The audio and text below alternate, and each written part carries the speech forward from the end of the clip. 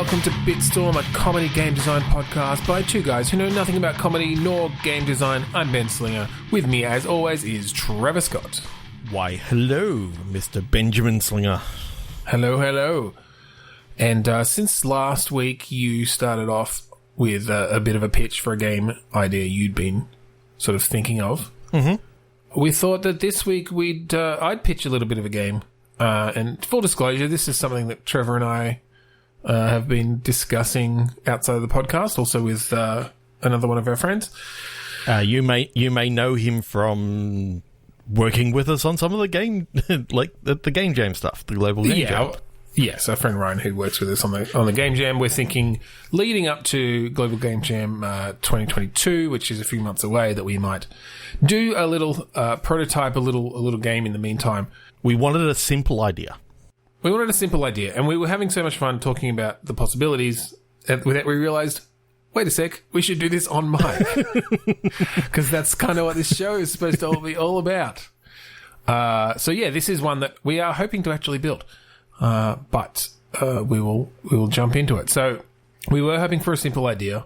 We both enjoy co-op games, couch games, either co-op or competitive, and they're always a good. I think a lot of those games come out of game jams because you can do a lot with a simple idea in maybe a small amount of time. And so the idea we're going with is a jetpack based game. Mm-hmm. With the goal being that your main weapon is actually the I guess the flames or the output, the propulsion of your jetpack. Ooh. Yes, I do know all this. I'm being the audience right now. So. Yes, thank you. So the idea being you can have some interesting moves where you're flying through in zero gravity. We're sort of thinking it's a 2D game. Set on a sort of a side-scrolling thing, but in zero-G. But zero-G with a little bit of drag, so that it's not just an asteroid you're moving forever at the same velocity, like once you start off in a direction. You would have a bit of slowdown, but and that's something we'll tweak over time. But yeah, having some nice moves like burning off your fuel to zoom right at someone, and then at the last second flipping yourself around and just blasting in the opposite direction before you run into them. Give them a face of flames. Maybe we can call it Face of Flames. So, Trevor, what were some of the other things you were thinking about? We've talked a little bit about the control schemes and different stuff, so maybe let's go into that. We're in a bit of a battle at the moment for control scheme supremacy. I seem to like the control scheme of like your old asteroids and that sort of stuff, but with still the flames being the main way of doing it. So you'd have like rotational control and then thrust control, and then you could have a button that would actually flip you 180, which is a little bit different to what you can actually get in like asteroids or anything like that. But I feel that gives you a lot of control, but also not too much control, if you know what I mean. Yeah, and look, I do think it's important to balance that line where the you don't want to make the controls difficult, like where it doesn't feel like you're in control, but having a little bit of a disconnect there between what you're intending and how you actually have to go about achieving it can be important. My idea is, instead of sort of one of your thumbsticks just altering your rotation by an amount effectively, like where your control is over how much you're rotating left or right. My thought is more the thumbstick. You point the thumbstick in the direction that you are intending to go. So if you want to sort of be rotating to face towards the top of the screen, you would move the thumbstick up. If you want to rotate then and flip around to the bottom of the screen, you'll pull the thumbstick down. As opposed to yours, where if you're pointing up and you wanted to go down, you'd essentially hold left or right. Well, other than your actual 180 flip. 180 and then other go than your 180 down. flip, which I think would be important with your control scheme. But with the main control scheme, you'd essentially like maybe pull to the left until you're reaching that and then let go, and that will keep you in that direction. For me, the benefit of doing it where you are effectively pointing the thumbstick in the direction you want to go just comes around the intention of, I want to be facing in that direction. I think you'd still definitely have a separate thrust button So if you're heading in a direction, then rotating the thumbstick will turn you, but it's not going to alter the actual your main velocity. I think it to me it just feels a bit more intentional about how you might finesse the direction you're going in.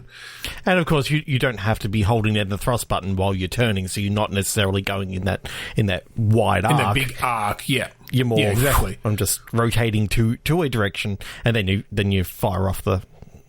Yeah, exactly. So you might, if there's a sharp corner, you might just, thrust all the way upwards and then kind of down it at an angle to sort of make that turn, and counteract your forward thrust. So anyway, I mean, as we've discussed, we'll probably implement that, both of those schemes, and potentially more of a direct control scheme we talked about as well. There was a third control scheme, and I think that's actually very important to have a couple of different control schemes just for accessibility. Yeah, either for accessibility or even just in this prototype stage. Maybe people don't want to have to hold down a thrust button because they can't quite get their head around it, but they can get their head around using the analog thumbstick to actually say, if you want to go in this direction, you want the massive thrust in this direction, you immediately can move it to there and just fire off in that direction. And the challenge there would be, like we just talked about, rotating without firing off your thrust. But if we did it that you thrust more the further you pull the thumbstick in a direction, then you might be able to still kind of... You could have a dead zone even where you don't do any thrust and just rotate if you're just sort of doing it without pulling it all the way to the edge of the... Yeah, and we're not talking a really slow rotation. No. It's going to be... In fact, it probably has to be quite quick, I would say. And again, that'll come from prototyping. And now the other big thing that we spoke about... Well, are we going to talk about what I really want from the old game Asteroids, which was... screen wrapping. I love a good screen wrap. Yeah. So I think in that Asteroids way, or from a more recent example that we also spoke about with Towerfall, that can be an interesting strategic thing for at least some levels to have. Exactly, and we're thinking of actually having level geometry and all this sort of stuff. Oh, definitely, yeah. It's not all going to be fully open from the sides and all this sort of stuff. So no. I think we'll have a lot of different stuff in the levels, and in fact, that's where the next thing comes from, which to me is another potentially core mechanic if it works out that way, which is basically being able to grab onto walls and potentially, and we'll go into other things that you might be able to grab onto. But the main thing being if there's a static piece of level geometry, as you said, a wall that you can grab onto that. Stop your velocity. Maybe if you're going too fast, you'll drag along it a bit, slide along it a bit. Depending on the angle of entry. Like if you go straight towards it, you're just gonna bang straight into it. Well, but if you come in at a shallow angle, you may. Yeah, you might need to be careful about if you are coming straight towards it and going too fast, you might take damage by hitting it, even if you grab it on time. And so you have to counteract that. And we'll be able to have some cool effects. I can picture something of a good move of zooming towards a wall because you need to get there quickly, but figuring out when the best time is to reverse your thrust so you don't hit it too fast. Yeah, and have some nice particle effects coming off of the wall as the smoke as kind of it collides into the wall and all this sort of stuff. Yeah. But so, the benefits of attaching to a wall, one are just strategic and being able to maneuver and keep yourself where you want your character to be. Don't use fuel for a while or, just keep still for a bit. But oh yeah, because that's another thing that we have to have, which is a fuel gauge of... I think so. It's one of those recharging things that it'll continually recharge. There will be power-ups around the level, and I think one of these power-ups could be an instant refill that, you go over this and it instantly refills all the way back up to the top and, Yeah, and again, so much of that is going to come from just playing it and tweaking it. It's like, okay, how much continuous thrust, how long should you be able to continually thrust for? Okay, 5 seconds. How far across the level does that get you, or how many times across the level does that get you, or how fast does it, what's your maximum speed?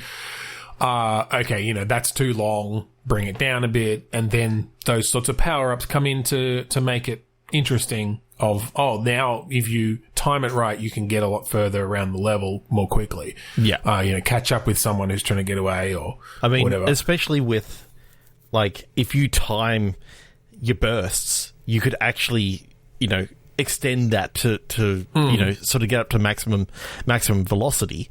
Because we will actually have a limit on the velocity that you can actually go. Oh, definitely. Yeah, of course. You don't want it going to infinite, sort of. No. I think, on the grabbing of the wall thing, I think the important part around that is in my mind, it can be used almost as a bit of a trap or a bit of a surprise attack, where if you sit on the wall and probably maybe you have to let your fuel get up to a certain level, then you can charge it to burst off the wall, and that's going to do a big flame burst around you as that happens, essentially, which is sort of an area of effect attack. So if you've got someone coming past you or within range, you can kind of surprise them with that. It might even blast them back a bit, like alter their velocity and do some damage. Or you can hit them on the charge part and you can actually, sort of knock them off kilter, sort of thing. Well, that's it. We'll definitely have to mess around with how your mass and velocity can affect their velocity, and whether it even does damage to you each. Especially as you're going by and you grab them. Yeah, well, and we'll get to that too. The grabbing stuff, I think there's a lot we can do. But, yeah, definitely sort of strategically grabbing onto walls. I think, obviously, you can charge up so being able to charge up your blast off is going to be useful. It's going to give you a faster immediate velocity. It's going to do that area of effect attack, but of course you're going to use up a bunch of fuel doing it. So, again, depending on how much drag we have and that sort of thing, it's going to limit how far you can get before you have to before you have to slow down. You will be slowing down slightly because of the drag we said, but that's actually going to be one of the challenges. If you fire off your fuel in a certain direction and it hasn't had enough time to recharge, you will quite possibly just run into something before you can alter your velocity while you wait for your fuel to recharge. So that's kind of fun too. There's going to be some interesting strategy there. So I just had an idea of like an extra game mode, which is Jetpack League, where basically you're playing Rocket League, but jetpack soccer. Yeah. Well, okay. Well, then let's bring in the grabbing stuff, because some of the things we were talking about with grabbing is not just grabbing static objects, but obviously grabbing free floating objects, including potentially the other players. So, from what I understand about like the preservation of angular momentum, I think we can do some pretty fun stuff where you can be sort of flying past an object, grab it, and that's going to start the both of you spinning around each other while still heading in that same velocity. I'm pretty sure that's how that works. I'm just imagining you grab one of your teammates and that too. You're both, facing in the same direction, and you launch off towards the soccer ball / big sphere in the middle. Well, yeah, in the Rocket League side of things, yeah. But even in the regular game, I'm thinking like, even if it's just debris, or we did talk about mines. So I like the idea of like a floating mine that if you get within range of it, it's gonna blow up within 3 seconds. But if you grab it, you've got time to like do one spin and let it go when you're pointing at the right angle, essentially. Yep. That you can fling it off. And one of the power-ups can be that you can lay the mines. Yeah, potentially, yeah. One of the things that we started getting excited about, well, I certainly got excited about, is the fact that there are so many different power-ups that you can immediately think of when you think of like a 2D shooter. But one of the power-ups that I started laughing about, because last night I decided to go and play like the Atari 2600 version of Asteroids, having a retro power-up in which it turns you into the asteroid ship, in which you no longer are attacking with flames. You're actually attacking with the dots. You lose a little bit of that angular drag. So maybe different characters have different drag sort of levels. We can certainly affect that. I'm getting the feeling that this could actually be a lot of fun. That you can. But as the asteroid ship, if you run into a wall, you blow up. at certain velocities. Yes. If you're going, full tilt into the wall, yes, you're gonna blow up. If you're going below a certain speed, or below a certain velocity, you're just gonna bounce off. But you're gonna be like spinning round and off kilter way, sort of thing. Yeah, for sure. And that's where we did talk about potentially. That's where some of the control scheme stuff comes in as well. That regardless of your control scheme, if you pick that up, no, you've got the old asteroid style rotate. It is a full-on retro that your thrust is now a fire button. Well, I think your thrust would need to stay the thrust button. I think your grab is now a fire button because you still need to be able to thrust. But but you can no longer grab. You can no longer, it sort of changes. You can no longer the way damage with your flames. Yeah, but. I'm just imagining like a 30-second power up of retro. It could actually be a game changer because you've now got a smaller. You've got a ranged target. attack. You've got a ranged attack. You're a smaller target, potentially, yeah. But you've got old school controls. Yeah, and unlimited speed. Yeah. Oh, unlimited thrust actually. Unlimited thrust, yes. Yes, because it is... And potentially a higher max velocity. Because that is a hallmark of asteroids, is just just zooming across the screen, crossing it in an instant. Yeah. What we haven't actually spoken about this. What are you envisioning the size of the players is proportional to the screen and the level? So I was just thinking about that before because I was thinking, if you did like an Asteroids clone, you could make it so that it works on the phone. But that then needs a lot bigger sort of sprites. When you're talking a 1920 by 1080 sort of screen, you've got a little bit more room to move around. So I think potentially 5 or 10% of the screen size for your sprite size. You got a massive arena. I'm thinking sort of Towerfall. Towerfall has a 5 to 10%. Yes, size. I think Towerfall size is not too bad. It will be interesting to see how much, with the sort of thrust and velocity that we give, how long it will take to move across a space like that. Because I think we're both thinking of it as a single screen level, essentially, not a split screen thing. Not a split screen thing. You pretty much can't have you can't have the wrapping around with a cinema machine or anything like that. It just wouldn't work. Yeah. So you couldn't go in close, to show something happening. However, what you could do is do a replay. If you happen to track the replay, and then you can sort of do a cinema machine on that of showing what actually happened in that last kill. Yeah, having some slow motion replays in there could definitely be cool. Seeing your character just flip around and then hit the thrust and blast the other person in a huge burst of flames. What I'm actually enjoying about this whole thing is we're talking about a game that we just on a whim said yesterday, I think we should do just a test game before Global Game Jam 2022. Just don't give ourselves the weekend limit, but give ourselves the limit of a simple game. Yeah, a simple game that we potentially try to get done by the Game Jam. Obviously, if it's going well, we'd continue it afterwards. But no, I think it's good. It essentially... It's also 2D for the first time. We're actually talking, using... actual sprites.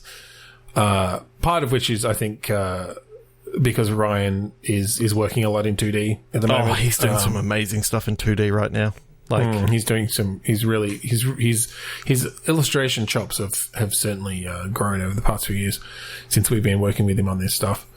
So I'm looking forward to some of the backgrounds he can put together, and he's also... I kind of want a 2.5D stuff happening as well, though.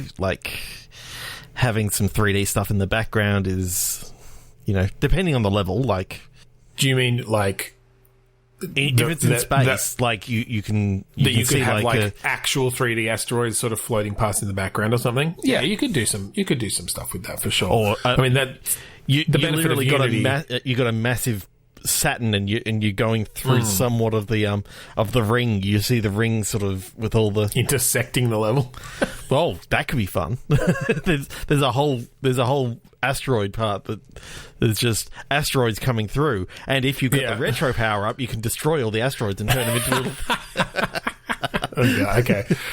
Okay, that was me just going over the board. I mean, this is part of the reason we wanted to bring it to the podcast is we were starting to take it into, further levels, taking it a bit further than what we might actually be able to build. But, it's fun to brainstorm this stuff. So yeah, and because we were actually having a good time talking about, we could have a shield power up, and then we can have, as I said before, the power up that immediately fills up your rocket power again. Yeah, we were also talking gives about you potentially instant sticky. Like you can basically go into anything at any level, at any velocity, and then launch off again. Like nitro flames, where you got massive flames coming out the back of your.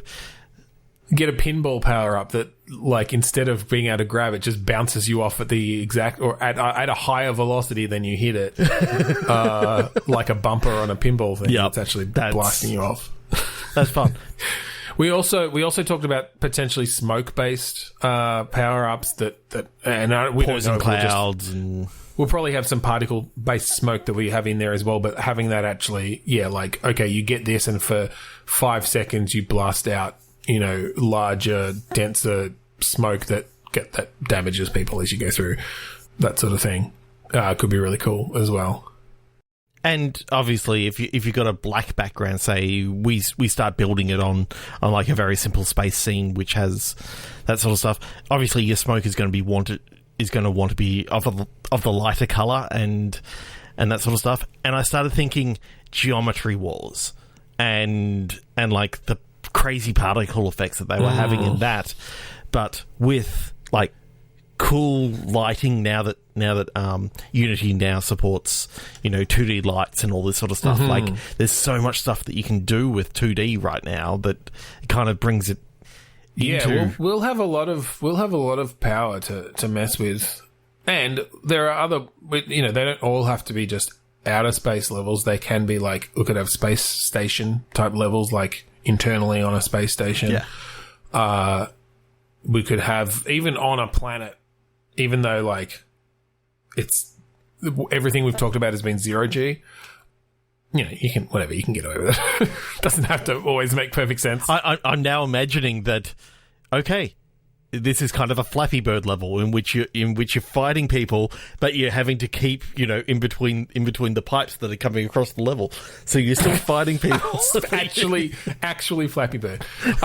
I do like that idea actually of having a level where it is on a planet and you have some gravity, because that alters things a lot. Like I think you can still get a good velocity up, but now if you let go, you're going to start to fall.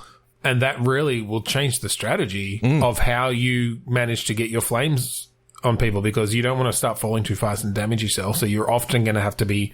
Or you kind of start getting moonlander physics of... Exactly, You turn yourself up vertical and it's like, okay, I've just got a little bit of thrust. But it's like...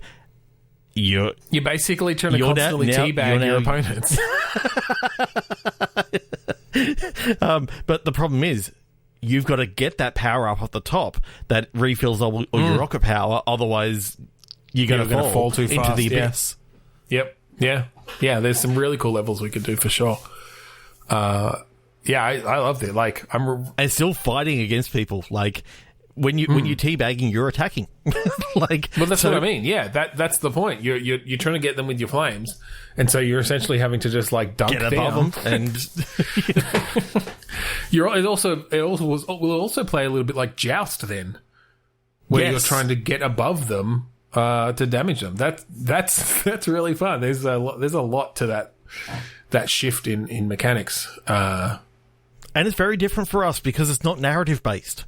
Like we're always about the narrative base. So I think we can leave this one here for the moment. Yeah, I think we'll leave this one here. I'm excited to start building it with you, Trevor, and we'll maybe put some stuff up if we on the Bitstorm social stuff if we actually get to the point of having something to show off. Hey, imagine if by the time this episode comes out, we actually had like a full graphic thing, because that's right, I'm in isolation right now. Like, I can't go anywhere, so I might as well do this. Like, that's true. So we'll have to see how well Ryan goes on getting some graphics in there too. Oh, he said that he's going to be busy for the next month, so it's going to be shitty graphics from right programmer art for the next shitty Trevor graphics. You'll see how bad I am with graphics. Maybe I'll grab our carrot from our previous. We actually did a game jam a while ago in which we tried to do. We did do 2D then. We did. That was 2D, one time actually. We have done some 2D. Yeah, we tried to do a Starch Wars. We had a carrot moving around, and I thought it was a good animation. I thought that was actually quite cool what I did with that, with the jumping and. Yeah, we had a carrot running around. It was attempting to be a grenade-based game. That was our kind of goal for it. Yeah. Which I still think you could do some cool stuff with. And we ended up with just thousands of lettuces, I think, or cabbages that would like roll towards you. And I'm quite proud of the pathfinding that we ended up with to let that bounce across levels and stuff. I can't even remember how I friggin' did that now, but yeah, that was fun. Yeah, it was. You had all these different connections between, whether they could fall down off this or whether they could jump up onto the next one. That's right, I did. But they were you had node connections generated, and all this sort of stuff. They were automatically generated from the levels. So, yes. Yeah. And I was trying to do the level, and I got bored of it about...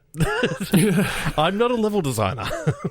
Yeah, I've learned that. We did have some trouble with that one, with getting to the end. And that's the downside of a sort of more longer game self-driven and longer game jam. Yeah, that's right. That was a week one, I think, that we're just doing in the evenings. So yeah, the benefit of the global game jam is we intentionally lock ourselves away for those 48 hours. But it's also, we're not doing VR this time at global game jam, so I'm excited for that. Like, yeah, I think it'll be going to try something a little bit smaller and scope this now, see how we all work together. And see, do we need someone else? Knock some of the rust off. Like, literally, you and I mostly do all our game development in a year at the Global Game Jam. Yeah. With some occasional, It's like me and golf. Inspiration in between. I play over Christmas, and then I'm done for the year. Right. With game jams and that sort of stuff, it's like I play in January and then I don't have time the rest of the year. It's just too hard for us to do something like a Let 'em Dare over a weekend. Like, we can't ignore our families for a weekend and actually dedicate enough time. I can't. Usually. Okay. Anyway. Click Pitch is a game that we're about to play. This game, we have a random word generator. We take that random word generator, we, on the count of 3, 2, 1, click, we get a couple of new words, an adjective and a noun. We take those words, we throw them at each other, we create a game design very similar to what we just did with the other one. Face of Flames. Flames in your face. Flames in your face. And then when it doesn't work, because it quite often doesn't, we restart and do it all over again. 3, 2, 1. Not dad this week. Yeah, enough dad stuff. Unavailable neighbour. Upright umbrella. So your neighbour is unavailable because they've blown away in their umbrella. I'm sort of seeing this as a 2D side scroller, in which, because of umbrella, I'm seeing rain and your character having to keep dry. Okay. What if your character was the Wicked Witch of the West? Okay. I'm with you. Yes, and obviously has the umbrella, because if she gets wet, she will melt. So all the levels of the game is sort of like a puzzle platformer sort of thing. in which you're trying to keep dry. You know, maybe she's being transported into this world, which has cars and that sort of stuff. And occasionally you've got to be like, okay, I need to get behind this pole because I hear a car coming, and the big puddle sort of splashes up, but she's behind the pole. Right. She's okay. She walks forward a little bit further. Okay, I like the idea of an umbrella-based puzzle game. Might as well make her the Wicked Witch of the West, because who else can't get wet? It turns out that she lampoons on the side as Mary Poppins, because she can get the bit of floaty stuff happening. Well, so that's where I was going to go. And similar to the other game we were discussing, starting to really figure out what are the different things you can do with the umbrella, and then how does that alter the gameplay in that way. / the level. So, yeah, or the level. So I'm thinking, like, yes, if it's raining, then obviously you need to be holding the umbrella above you. But it's not always raining. But it's not always raining. And perhaps we have, like, specific rain clouds, literally like a single rain cloud that comes across dropping rain. And so while that's coming across, or if you need to cross that area where that cloud is, you have to have the umbrella up, or find some other way to avoid the rain, which we can talk about whether there are other ways. But, yes, I kind of like the idea of, there's a car coming. It might be we need to get behind something, or it might just be I need to be not near the puddle. Not near the puddle. Or if I am near the puddle, I need to put the umbrella out in front of me, like forward, as in sort of forward in the way of the level going, because the water's going to come like this. Yeah, towards the camera. Well, maybe, or I was thinking towards where, like, it depends on how you want to sort of.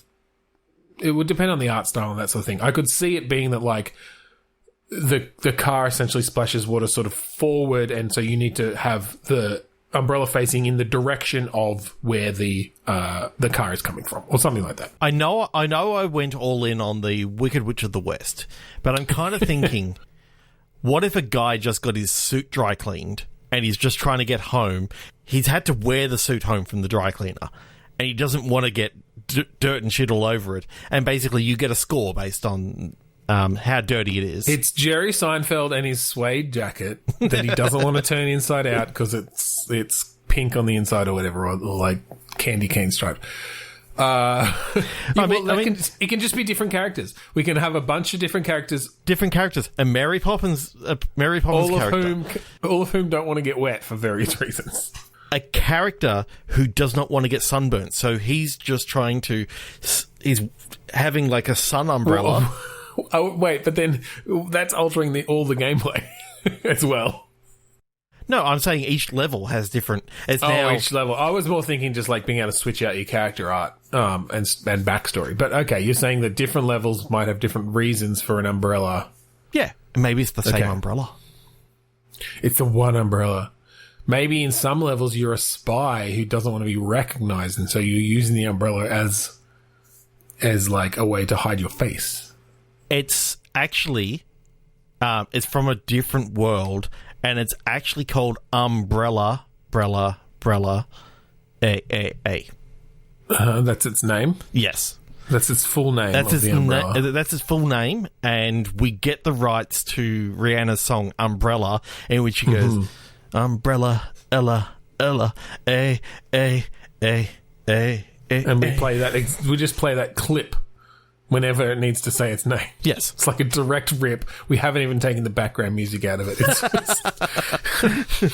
We took the karaoke in it. Yeah.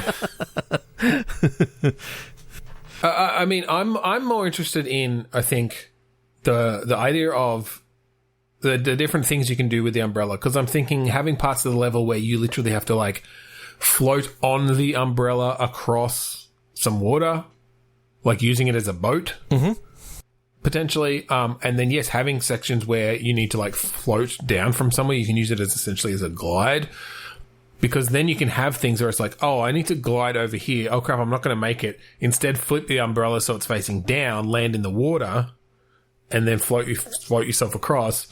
But, you know, if you don't get over there before this rain cloud comes across where you need to have it above your head, you know, so sort of having those sort of decisions that you need to make about essentially just which direction you're pointing the umbrella. Which? Which direction? Yeah. And then I wonder if you could also have some things around West. I bet you it's west. Wicked Witch of the West. Which direction? Oh, which direction? Right. Jesus Christ. There is a Wicked Witch of the East, though, right? She's dead. She had her house dropped on her. Yeah, I know, but that's a bonus level. Is you have to be her and dodge the houses. But you fail the first house.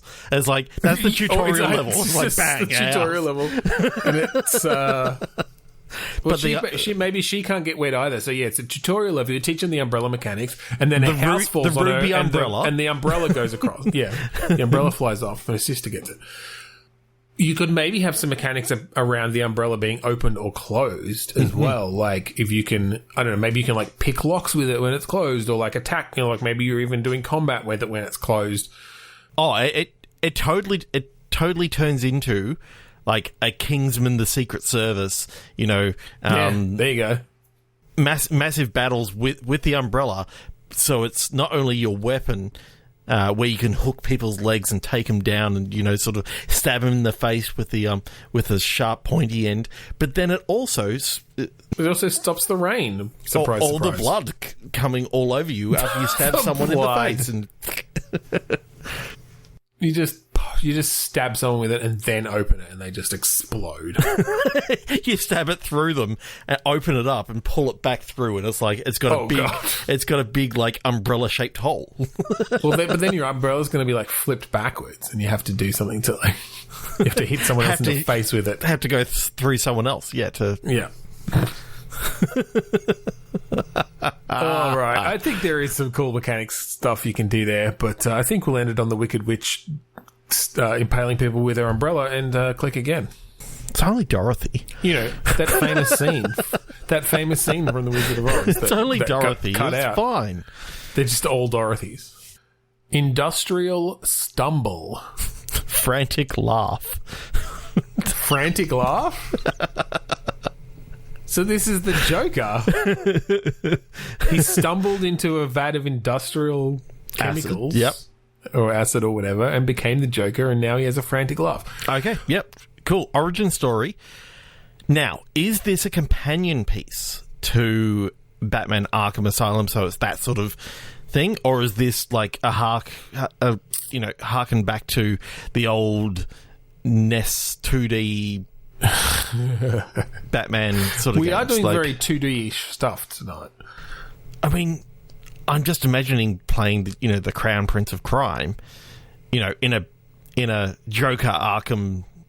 Yeah. So I'm not a big DC guy. I don't know my Joker lore that well, but I feel like there must be some interesting things we can do with the Joker.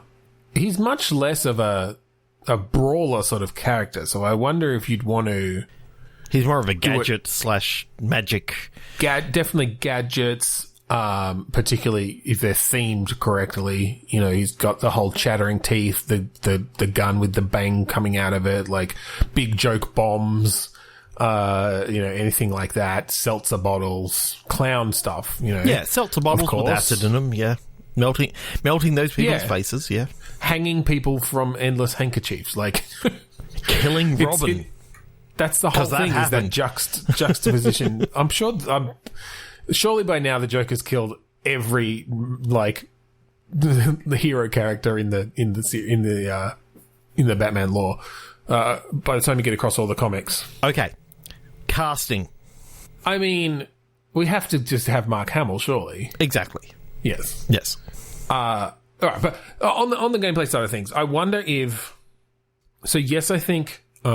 Gadgets. Mm-hmm. I think also henchman is an interesting thing. Like he's often, and particularly being any Batman bad guy, particularly if you go back to like the Adam West Batman, where every single one has the same henchman every single week, where they all have henchmen, and the themed henchmen that they're all in the right colours. I actually want to go back and I want to see, are they always the same henchmen? Because in my mind, they just hire the same stunt people. It's always the same extras? people. They just take different. They just from week to week they don't talk. So, Yeah. So in one episode, if you've talked, you can't talk for another 3 episodes. And then they'll forget about you by then. I mean, why wouldn't you if you've got a good crew of fight stunt people that know how to take they know how to take a bamf for no, not a bamf. What would be a Pow. a pow? They know how to take a pow from Batman or Robin Right to the crown jewels. right in the kisser. Do we want to go like a Cesar Romano, like 1960s Batman 1960s makeup over the mustache inspired Joker. I forgot about that. That's so fucking great. Yeah, we could. I mean, that is calling out for just a brawler that as you're hitting, you're seeing the pow and the wax and bamfs. Again, though, playing as the Joker, I almost feel like it's a different sort of game. I wonder if we're figuring out something from the other side where you're almost laying traps or like deploying henchmen in some way that the Batman and Robin are getting through before they reach you or something. Okay, so it's kind of like what was the Dungeons game that you set up a dungeon and then you're playing the bad guy and you're setting up for, like a dungeon keeper. Yeah, dungeon keeper. Yeah, maybe like a dungeon keeper or like an Orcs Must Die kind of deal, where you're setting up.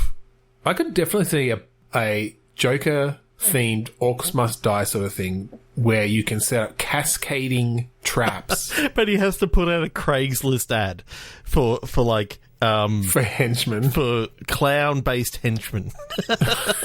Must enjoy wearing makeup. Must love crime and hate Batman with a passion. Do you think the henchmen follow that whole thing of like every clown's makeup must be different because like it's their signature look? It depends. I mean, the out-of-work clowns, yes. But just the regular Craigs from Craigslist, because it's just a list of all Craigs. It's just a list of all the Craigs. So the regular Craigs, they're fine. The clown list, though, yeah, you're definitely going to have different makeup. Well, those are the like your elites. Your elites, yeah. They're named clowns, and when they get taken out, they get put up in the Hall of Clowns or whatever with their specific... Yeah, with their specific face... With their egg. Have you seen that? Oh, yes. Apparently, yes. Like, when you become an official clown or whatever in some specific organisation, you get an egg put in a specific place with your makeup painted on it. Maybe your egg gets cracked once that elite dies. It gets they get boiled taken and out then of the eaten hall. by all the other... It gets eaten by all the other clowns, but the problem is they consume his power. Yeah, when they talk about 100-year eggs, that's pretty much like the quality of the eggs. Like it depending on how old. Yeah. If they're this not clown's fresh, been around for a while, but they all eat it and they consume its power. Yeah, it makes all the other clowns more powerful until the Joker is the only one left. And is the Jet Li. Jet Li's the one of clowns. He's the Highlander of clowns because he's taken all their power in. Because he's just eating all the eggs. Like, he's having eggs for breakfast. Like, you kill a clown and he's just getting more power. Yeah. It's a little known fact, but the clowns actually lay those eggs.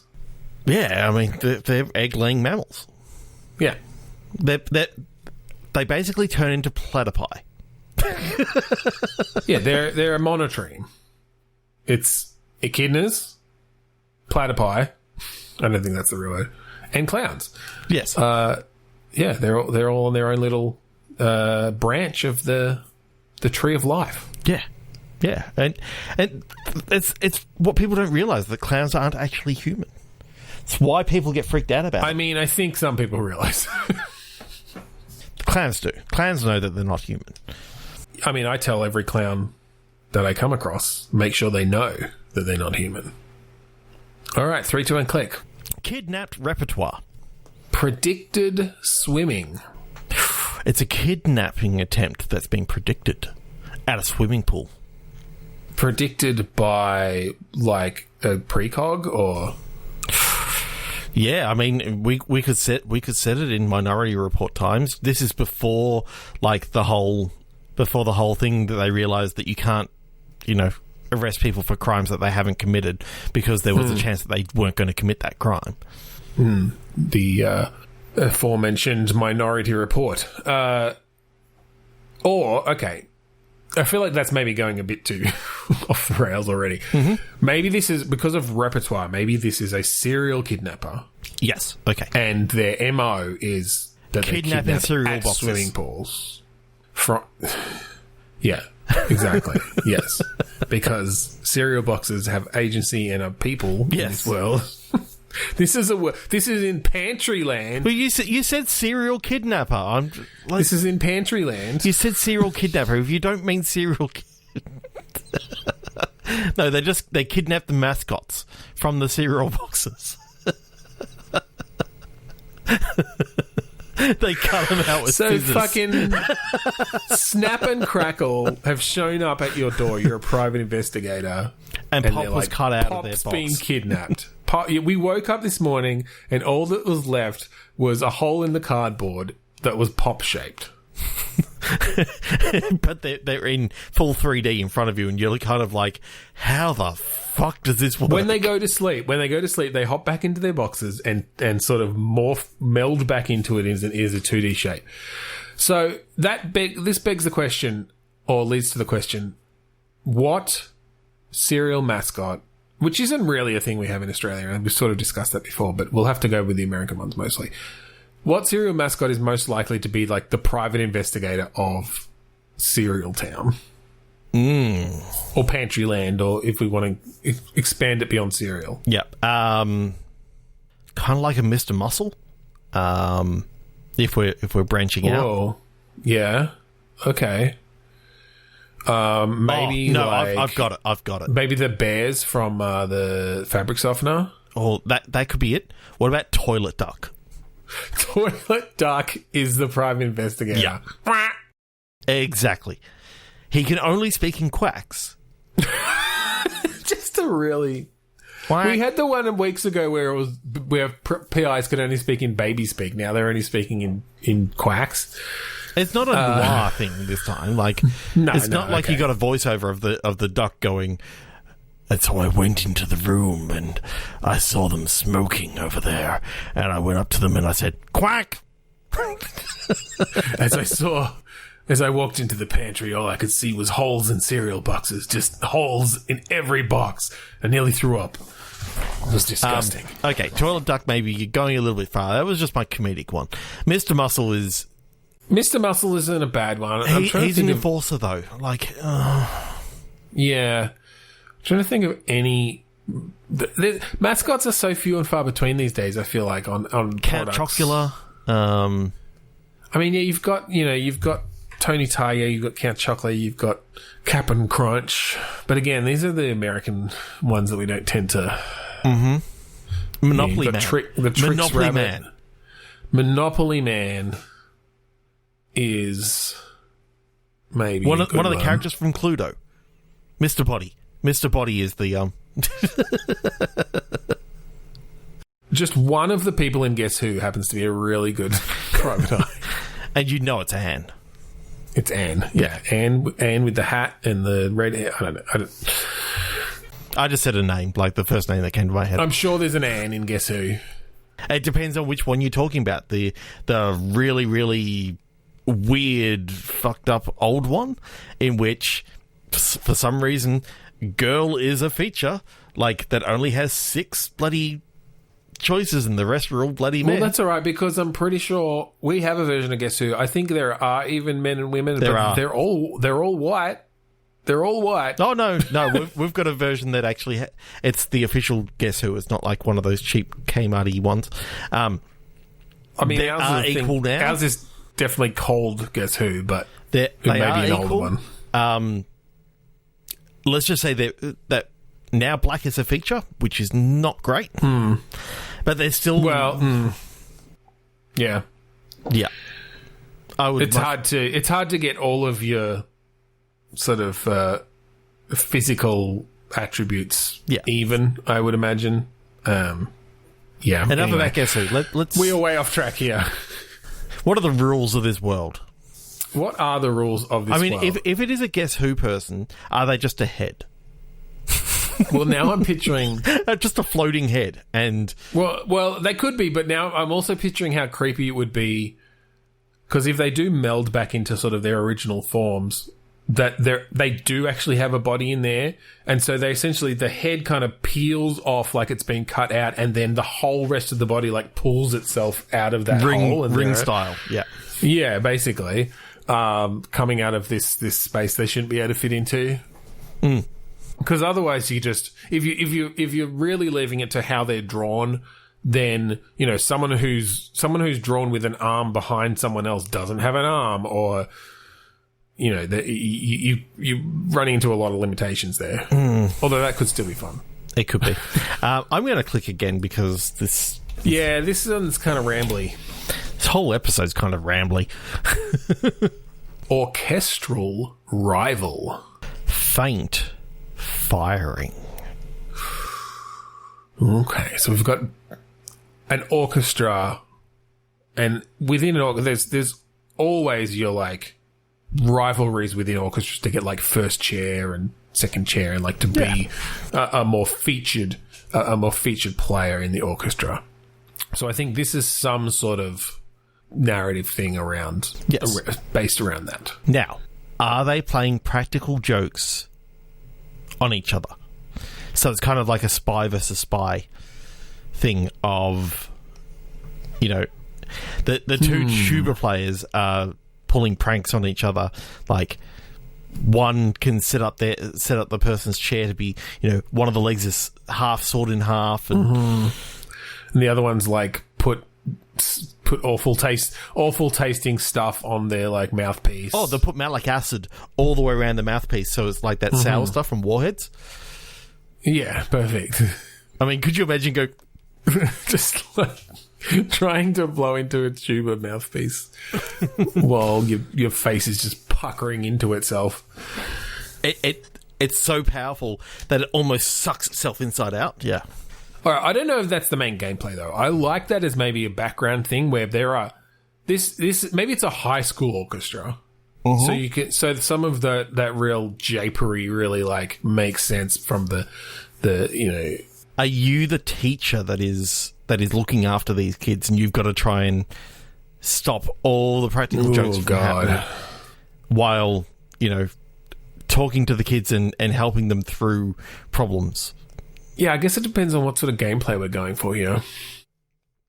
Let's maybe think a bit more about, like a narrative thing essentially of maybe this is maybe in the vein of like a sitcom-y kind of thing about a class, like an AP Bio or something, or a Mr. Cotter. Yeah, I was about to say Welcome back, Cotter. Welcome back, Cotter. Like something where it's the class. But in this case, it's the school orchestra. And it's all about these 6 kids. There's so many other kids in this orchestra, but it's only these 6 kids that you care about. They're all background, yeah. Or like a Saved by the Bell or something. Like you've got your core group, and they've got relationships going on. I'm sorry, Sally, I don't have time for you. The 6 need me. The 6. And it's all, they get all the best spots in the orchestra, even though they're not actually that good. I mean, that's it. We could go a bit meta with it in that, like, episodic way where, you do have, like, this section is, okay, here's the episode, where Jimmy had a wet dream. Oh, God. It's high school. It's not even none of their problems are even related to the orchestra. It just happens to be the orchestra is the setting for it. I mean, it's better than where I took my firing, and that was that Jimmy brought a gun to school. Oh, God. And that was a really That's a very special episode where they talk about school shootings. Yeah, but nothing actually happens. It's just that, he... the teacher finds it before something happens, and it's all starting to sound very Degrassi as well. Yeah, he learns a lesson, but then gets arrested. Because there's a zero tolerance law put in place. And then Sally becomes a main cast member, and she was the one who was... Yeah, she becomes first chair. It's amazing. Like, we had to cycle them out. The contract for Billy's voice actor was at an end. And I thought it was Jimmy. Or Jimmy. Jimmy and Billy. Jimmy had twins. the wet dream. Jimmy and Billy, the twins. They have two problems this episode. Jimmy had a wet dream and Billy bought a gun to school. Guess which one's the A story? It's the wet dream. You and I just knew exactly where we were both going on that one. That's great. Sixth, planetary. Threatening theatre. Threatening? Threatening theatre. Threatening theatre. I don't know how to make it a game, but I love the idea of just threatening theatre, where you go at your own risk as an audience member, because you're going to feel threatened. You're going to feel like you're in danger. It's literally like a Star Trek-like story where you're going through space and you come across an alien being and they start going to attack you, and you threaten to put on a show for them, and they back down. Gets like, rather dark in the second season. We've heard about humans and their theatre. No, don't put us through that. We couldn't bear it. You were famous across the land. What was yours, sorry? Sixth, planetary. Okay, we'll take that, and these are the words that I'm actually going to say. Infect, rage. Ooh. Okay. What's the sixth planet? It's Saturn? Yes. Saturn. So, I think this is a mining corporation that are mining the moons of Saturn. The rings or the moons, yep. And when they went down to one of the moons, I can't remember what all the moons are actually called. If there's actually, like, if it was Jupiter, I'd know a little bit more. Europa? Or is that Jupiter too? Titan. Oh, it is. It is Titan. Okay. Saturn has 82 moons. Yeah. So. Is Ganymede there as well? Or Ganymede, Titan, that might be Io. Io is Jupiter, I think. Titan, Hyperion. I've heard of Hyperion. Okay. Let's go with Titan. Yeah, I mean, that's the classic. That's the classic. Prometheus. Yeah. Really? Wow. Calypso. There's a lot named after various. Yeah. Okay. On Titan, there was an outbreak of rage. Ooh, okay. Like literally, it's sort of like some sort of space disease. Space disease that has been seen throughout. Like, it's sort of been kept hush hush, but it's from these different mining colonies around the different moons, because there's the one on Prometheus. It was just destroyed. Prometheus is no longer, like, literally people. The moon itself. The moon itself has been destroyed. Like, it's sort of like the rage. I'm thinking the government or the mining corporation actually self-destructed Prometheus to stop this virus from getting out. Gotcha. And then they publicly they just call it space madness. Yeah. And it's just like, it just happens sometimes. We don't know why. People go nuts in space. I think the idea is that they do know why. And it's kind of like a zombie-like virus where people just go crazy, but it's more of a, rather than a lumbering sort of zombie, it's more of a, like, full-on aggressive. Yeah, I think it more just alters their personality, and they feel no almost pain. Like a bit of a brain parasite in some way. They feel no pain. They get hyper-violent. But they still have all their knowledge. They still have their intelligence. So they can be cunning, but they will also take out other zombies. And I think this is one of the things that they don't. They're kind of like, in D&D sense, they're neutral in the fact that they're not evil. They will just take out whatever's in their way. And if that's another zombie... Do you think there's... Yeah, so they basically just become... rabid. What do they... sort of what is the purpose then of this virus in that, like, how does it spread? Is it just if you get attacked or too close or, like, blood infection or whatever? I don't think it's blood infection. I think it's actually aerosolized. Like airborne? But it's only at a certain point. So it's sort of like they got sprayed in the face by, you know, a pocket of this sort of stuff that was highly pressurized, and the spores launched into their face, and they all got... Ooh, spores, okay. Yeah, and so basically it sort of grows in the lungs, and then they cough, and, you know, the spores go out and infect other people, but it takes, you know, 72 hours of incubation or something like that, so... Is this then like a survival horror style Dead Space sort of game? I think so. Kind of a mix between Dead Space or Last of Us sort of thing with Alien Isolation in a way where, like, these are intelligent things. They're not, like you said, they're not just lumbering zombies. They're not just, you know, they're not blind like the whatever's in Last of Us, the clickers and stuff.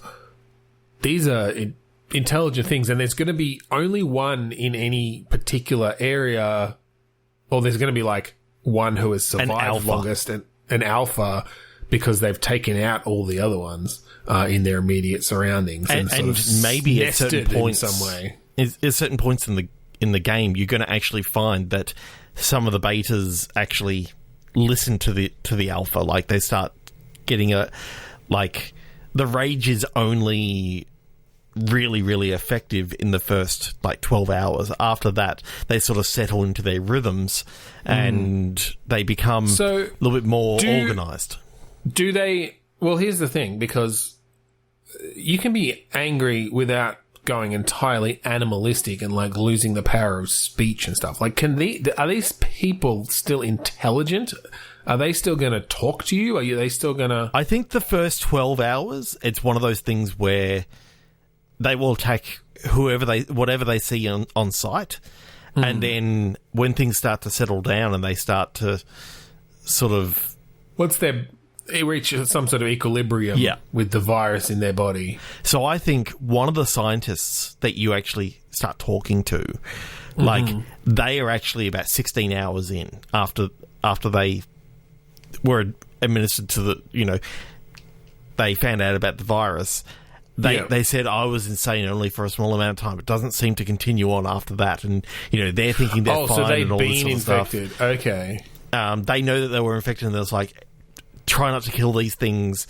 You know, I need you to get down here and turn this on, and, you know, we're all going to be fine. Like, it's, I seem fine. I seem to have full... So then is there some sort of environmental thing that re-triggers it or something? Or they get, you know, 68 hours in, and the last 4 hours is incredible pain, and, you know, their mind starts going a bit crazier. Well, I like the idea of... I definitely like the idea of not knowing whether someone is potentially infected, or, like, if you've got a traveling companion... If you've got a traveling companion you know was infected, and if it's, like, heat that will, you know, re-trigger this virus in their brain and set them off, like, now you've got some interesting puzzles or different things that can happen where it's like, oh shit, or like, it's something, it's something that they are triggered by something that they don't like. So, you know, or like an emotional thing, yeah. When they get emotional, or they see someone who they really hate, you can just see their face just go instantly red, and they just launch into, you know, psychotic rage, and then they calm down again. It's like, oh, sorry, I don't know what got over me. Like, and it's sort of like, okay, they calm down careful. Once they've murdered the person. Yeah, exactly. Yeah, that could be interesting. I'm kind of seeing this not as 3D though. I see this as like maybe a 2D side scroller, Metroidvania style. Okay, yeah. There's just something about a Metroidvania that, to me, you know, traveling through the different screens and all that sort of stuff. Well, you definitely get a different sense of, like, the layout of a place in that way. You sort of memorize the map in different ways. Exactly. And get a feel for the layout of the whole place. Yeah, I like that. And, you know, It's more in that Metroidvania way. It's like, oh, I found the scientist who had the access to this area, and now I'm in like the lab section or whatever, and now you've got that whole section that you're going through, and to find whatever else and continue the story. That's cool. Are you still... So in that way, is it maybe a bit of a like WASD to move with a mouse controlling? Up to enter doors, basically, yeah.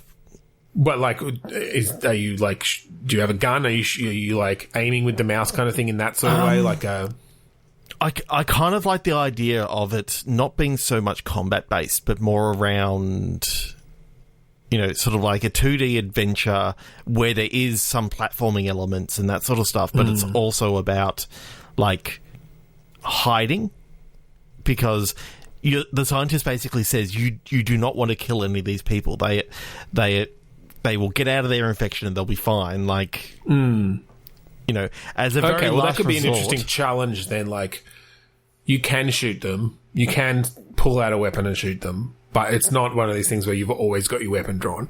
Yeah. And in fact, if they see you draw your weapon, they're going to think, oh, you're going to kill me, and they're going to fucking go feral and attack you. I mean, it may even be a stun baton sort of thing, like, or a stun gun, a taser, but it's a single shot sort of thing. Like, you don't have multiple outs. What could be interesting if it was based on... So, I mean, we can do it based on emotional stuff, but if it was based on something like temperature or, I don't know, air quality or like something like that, or like if they get, because I'm just thinking like, oh, you can blast them with like a fire extinguisher or this one around. It's going to cool them down, and that like neutralizes the active virus for that time. But that's and it makes it dormant again, and then they're fine until. But if they do heat up too much, you're in a space station and like the sun comes round, you can't go through this section because you're facing the sun at this point, and if they walk through that sunlight, it's going to set them off, even though it's not, it's not like burning sunlight. It's going to heat their body up enough that it's more likely to, or will definitely make them go wild. Yeah. I really like this idea. Just, it's different to anything I've really seen out there. Like, most Metroidvanias are all about, the different combat moves that you're going to get, but this is more around, I can now open up this because I've got, this sort of, I can analyze. Maybe you actually get like a scanner that you can now analyze different like blood spots that you find around the place, that you're investigating and trying to get to the cause. I do like that idea of an investigative Metroidvania in that way, where it's very much around the story is what unlocks different areas and your knowledge of what this thing is. And it may be that, well, this area is blocked off because for some reason we don't know at this point, whenever anyone with the virus who has been previously infected goes in there, it sets them off again. They're like, we don't know why. And so it might be that discovering that it's heat or whatever is what allows you to go through there, because it's like, oh, like, actually we can override the climate control in there and pull that down to a low enough temperature, and now we can get through. Because you maybe need to like lead people through to different areas to like, do more research or get access to stuff. I think what you find out about halfway through is the fact that Prometheus, the previous mining colony that this scientist had worked at, also had an outbreak, but was completely destroyed by the mining corporation when they found out about it. Like, and that was, at 72 hours after the first infection. Is that? I wonder if you find out that like, oh, like, that mining colony was on the sun side of the moon or whatever, because it was all solar powered, and so it never got below X temperature there. Yeah. So they never even got to make the realization that there can be a recovery from this. They just thought, oh, these people are done for, and then wanted to cover it up. And it was only when this scientist escaped by literally like going out onto the surface, the cold surface of the moon or something, and then was rescued just before they died. And when they got on the ship, they were fine. And so, yeah, that could be an interesting backstory for that scientist. That's cool. Different logs along the way, this. Yeah, of course. You give exposition in various ways as you maybe meet or save other people who are within this colony. I'm just wondering if your character is literally walking around in one of those isolation suits the entire time, that are kind of like the air-filled ones, and you've got to keep your oxygen level up and all this sort of stuff, and you can play around with some of the different I don't know if you want to do that for the whole game, but I think sections of it, and I mean that again could be another section that you need to unlock. It's like, we don't have access to the airlock suits, so we can't go through this area that's been depressurized or whatever, or that is filled with the spores. Because, and we don't want you. You're our last hope because you haven't been... Yeah, literally everyone else in the facility you've come across has been exposed previously. Oh, what actually happened is you wake up in the brig. Because you had a fight the night before. You had a fight the night before, and since then there has been an outbreak. But because the brig has been sort of sealed off... Yeah.